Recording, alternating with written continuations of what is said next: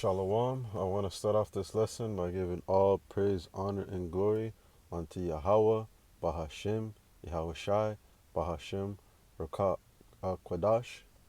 Double honors to the apostles and elders and bishops of Great Millstone.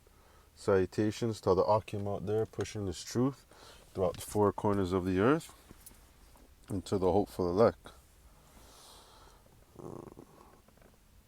This lesson is just going to be going into, um, we can't be lazy in this thing, we we can't take our hand off the plow, we can't be lukewarm. So first precept I want to start off with Revelation chapter 3.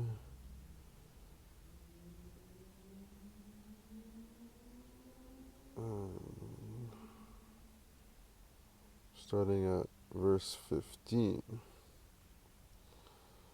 So I know thy works, that thou art neither cold nor hot. I would thou wert Slakia. I know thy works, thou art neither cold nor hot. I would though whether cold or hot. Different translation. So then, because thou art lukewarm and neither cold nor hot, I will spew thee out of my mouth. So this is red letter. This is Yahweh Shai speaking. So in this truth, we have to always be hot. We have to always be on fire. We have to always be putting in the work. We have to, be watching our videos. We need to be reading, praying, making our videos, going out there to camp on the highways and byways, with other Akim, if there's a camp nearby in your area, and we need to push this word, we need to push this truth. And Yahweh Shai says that, that we need to be hot, and not cold or lukewarm. So we can't be off and on. We can't be, out of the truth, let's say 3, 6 months to a year, not going out there, not pushing no videos forth, and then jump back in, Yahweh Shai isn't pleased with those type of works, Yes, we have, things that we have to attend to in this world, and we have, certain duties, and things that we, have to look after, but also this truth. This truth is this wisdom is like unto a woman. So when you don't show a woman, attention, you're not putting any time in, then that woman is not going to be interested in you. Like so with this truth, if we're not showing that interest and putting in that work, to please Yahweh Bashim Yahweh Shai, then he's not going to be interested in us. He's not gonna hear our prayers, and the ultimate thing is he won't deliver us when that hour of temptation comes, and things start to turn up. It's like when you jump in a pool, or when you're in a body of water. When you're in that body of water, the more you're in that water, your body starts to get used to the temperature of the water. So then the water starts to feel almost, it's warm, like it feels nice. But if you get out the water, then you're going to be cold. And then if you jump back in, it's gonna feel cold because your body's not used to that water. So you gotta stay basically stay in the pool, move around, and I compare that into doing this work. Once we jump in, once we're in this truth, we gotta continue to do the work, so that we stay hot. As soon as we get out the pool, you know, or stop doing the work, not being fully into the truth, then we start to get cold, or and henceforth going in and out, you become lukewarm. So Yahushua is says, I will spew you out my mouth. So if anything, it's just better. It's better for you to be cold than to not even be in this thing, because if you're gonna be flip flopping in and out, coming in as you please, then Yahushua is not gonna deal with you. It's not gonna keep you It's not gonna keep you from that hour of temptation.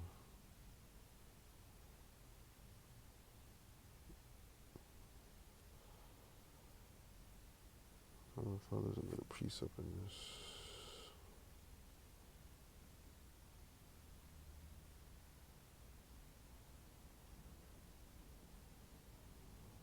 Just like right here, verse 10. Because thou hast kept the word of my patience, and I will also keep thee from the hour of temptation, which shall come upon all the world to try them that dwell upon the earth. So, if you're going to be lukewarm in this thing, if you're going to be cold within this truth, Yahushua is not going to uh, uh, to have grace on you, and to not be with you when this hour of temptation presents itself. And we are getting close to that hour of temptation. That everyone is. It's gonna be something that's gonna try everyone. Just not some people. Everyone.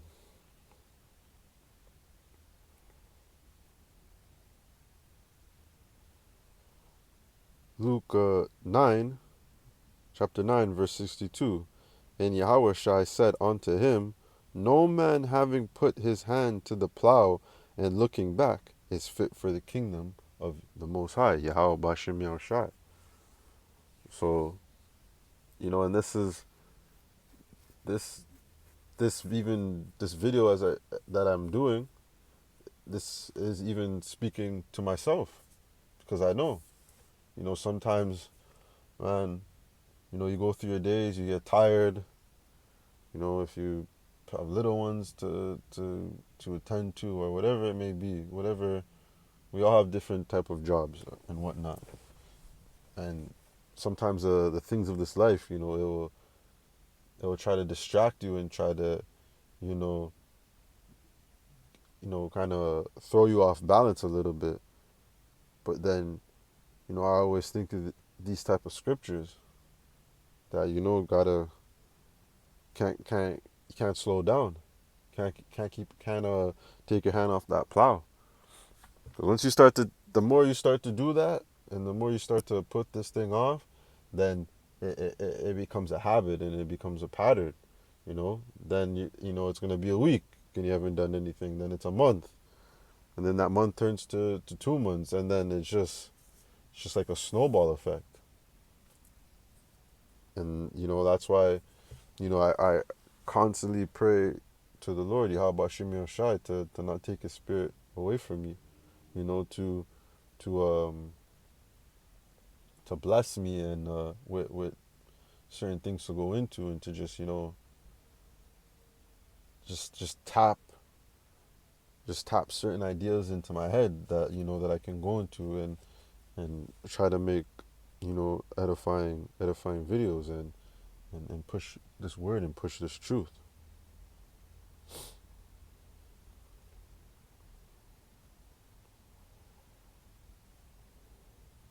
And just like taking your hand off the plow, it's anyone that takes its hand off the plow, the Yahushua says, is not fit for the kingdom. And it's like onto Lot's wife, she she looked back. She looked. Yahweh Shai, you know, had had it's like Yahweh had um took Lot out of Sodom and Gomorrah because he was going to destroy it, and because Lot's wife wanted to look back, onto those worldly things, just like so when people get into this truth, they take their hand off the plow because they want to, they want to be of the world, or the truth doesn't entice them as much because they don't see things popping off. And then once they see certain prophecies, they see war kicking up, they start to see all this talk about the chip, then they want to jump back in. So I kind of I compare that onto Lot's wife because when Lot's wife looked back, you know she was destroyed. So I'll start at Genesis 19 verse 24.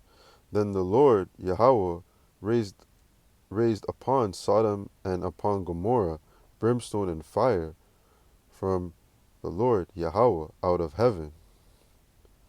And he overthrew those cities and all the plain and all the inhabitants of the cities and that which grew up upon the ground.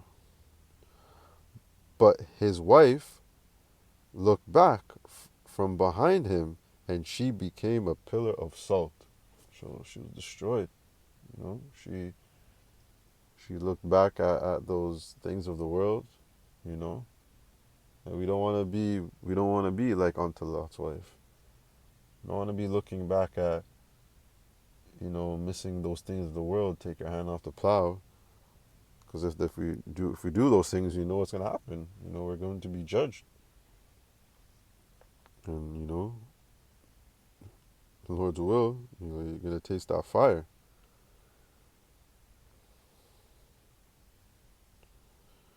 Ecclesiasticus 39 verse 1. But he that giveth his mind to the law of the Most High, and is occupied in the meditation thereof, will seek out the wisdom of all the ancient, and be occupied in prophecies. So, there's those ones of us who, truly believe and and and are, putting our all into this truth.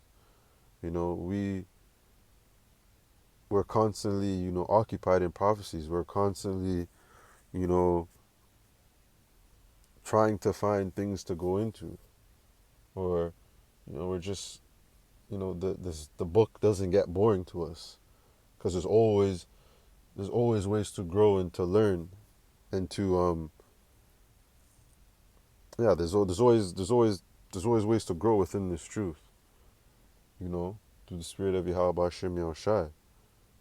So there's no need to be lukewarm, or to take our hand off the plow, because you know prophecies are moving quickly.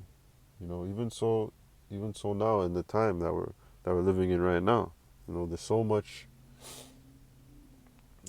going on, you know from the whole, we had that whole jab stuff going on heavy, you know for the last, I'd say, like 2 years.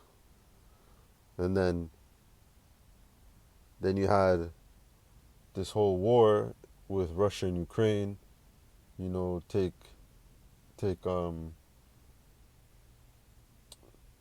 the front page, kind of. That was like the center news of all things. And then now you have what's going on over there in Palestine and Israel. A lot of talk. There's a lot of talk about what's going on over there, and all the nations are getting drawn into it. You know, they're the sand, the line in the sand is being drawn, because you know once you see America get into it, then America's gonna back Israel, then these other nations like Iran, China, Russia, they get into it too. So it's all a buildup, and man, it's it's real fascinating to see because all these things are happening, and we know the MOTB has to happen first. So these are just the beginning of many sorrows, and just can't wait to see how the MOTB gets integrated in all of things. Maybe this war over there, maybe it will die down, or maybe it's just gonna escalate and things are just gonna get worse. We're just gonna have to be on our watch and see what happens. But exciting times. No need to in a time like now. Like how could you be not occupied in prophecies? How could you be lukewarm or cold? Second Peter chapter 2 verse 21. For it had been better for them not to have known the way of righteousness than after they have known it to turn from the holy com- commandment delivered unto them. So Yahushua, it's being said right here like it would have been better for those that got into the truth to not even know this truth. You know, it would have been better for you not to even know righteousness than to know it and then to turn your back on it. So that's scary. And best believe the ones that knew this thing and turned their back on it, you know, the Lord is going to punish those even more, because it says judgment will start with the house of Israel. So those of the ones that knew this truth, or took their hand off the plow, wanted to be cold and go back into the world. Yahushua Bashim Yahushua is going to bring heavy judgment on those ones.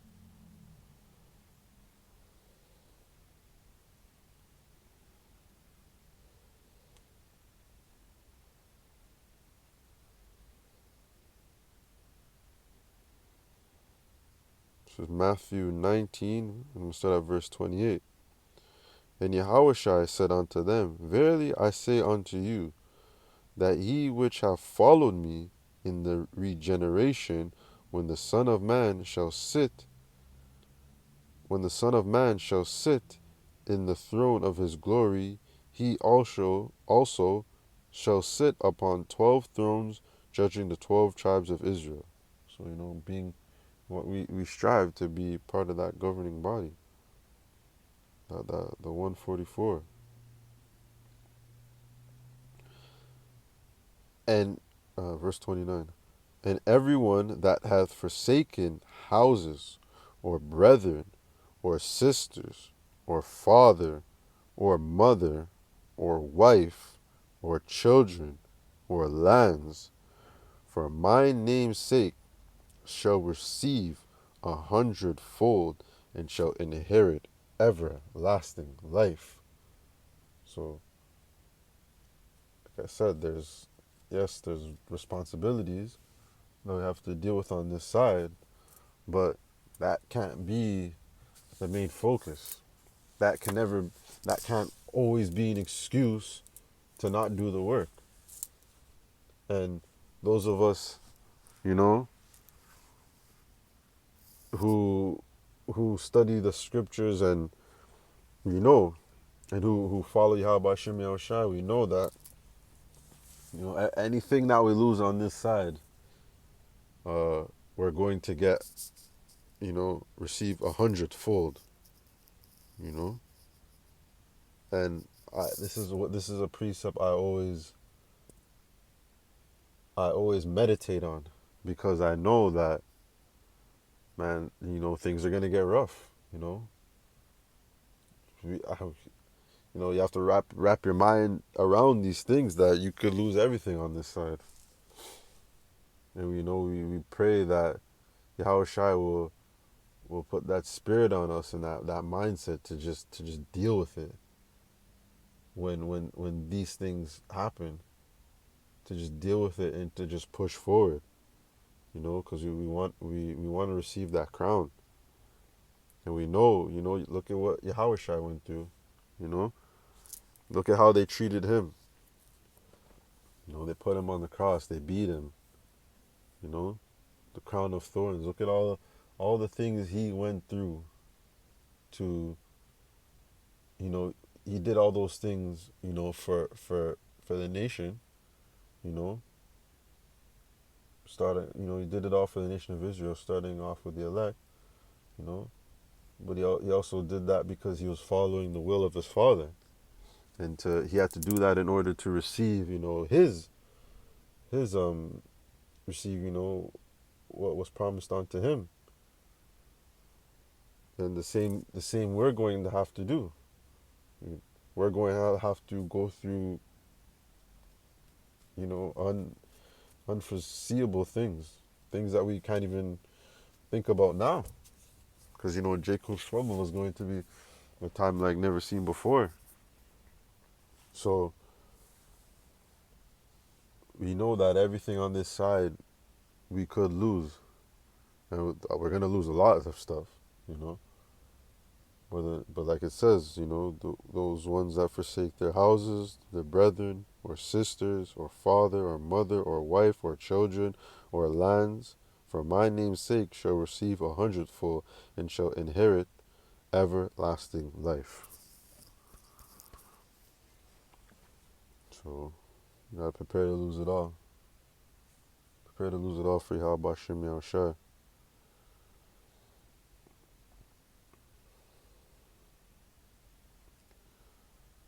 This is Matthew 6, verse 24.